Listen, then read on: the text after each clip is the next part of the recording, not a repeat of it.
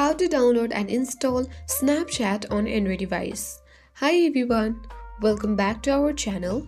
This is Rose and I'll guide you to download and install Snapchat on Android devices. Watch the video till the end, and without further ado, let's begin. Launch Play Store applications on your device and then head towards the game section at bottom left. Then you will reach on this page. Sign into your Google Play Store and navigate to search icon at bottom right.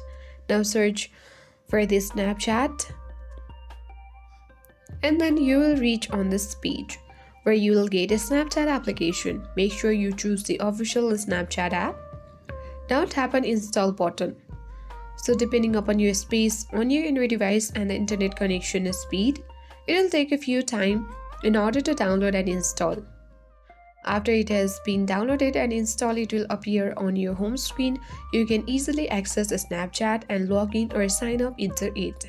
So, with that, you will easily download and install Snapchat on Android devices.